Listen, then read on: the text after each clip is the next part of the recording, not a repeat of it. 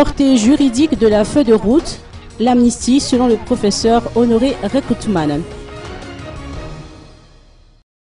L'ensemble des personnalités impliquées dans les événements liés aux crises politiques de 2002 et 2009 et celles dont les faits reprochés remontent d'avant le 17 septembre 2011, date de la signature de la feuille de route, ont droit à une amnistie. C'est en tout cas l'avis du professeur Honoré Rekoutmanen.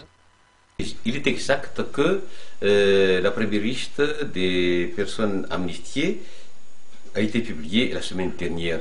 Et on a vu 14 ou 16 personnes qui ont été amnistiées. Je ne sais pas s'ils ont été tous condamnés fermement, c'est-à-dire définitivement, ou bien certains d'entre eux ont été en cours de poursuite. Mais il s'agit d'infractions politiques.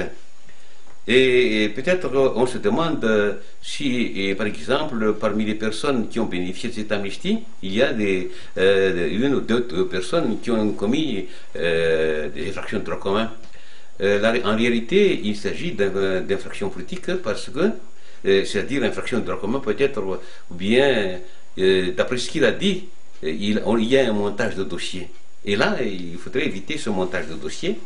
Et je pense que dorénavant, il n'y aura plus de montage de dossier parce que ce serait grave de monter des dossiers, de fabriquer des dossiers alors qu'une personne n'a pas du tout commis une infraction.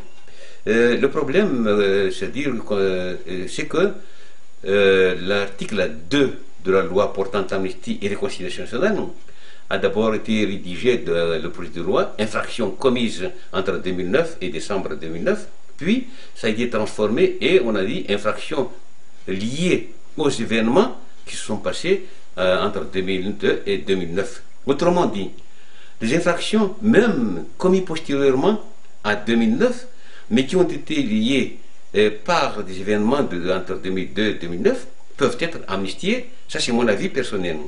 Et la preuve en est qu'il y a un général qui a été amnistié. Et alors qu'il il aurait commis, je pense, je mets au conditionnel, il aurait commis les faits en 2010, parce qu'il s'agit de qualifier juridiquement une infraction. Et là, par exemple, vous avez parlé tout à l'heure de l'infraction et de la deuxième infraction, ou bien du complot de salut public au Bani également.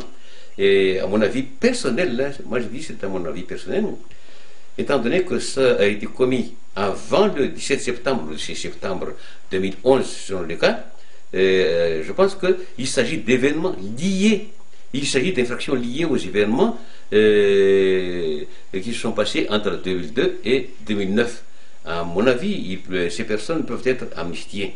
Parce que le motif, en quelque sorte, de complot, parce qu'il s'agissait d'un complot, c'est une infraction politique, purement politique, de complot.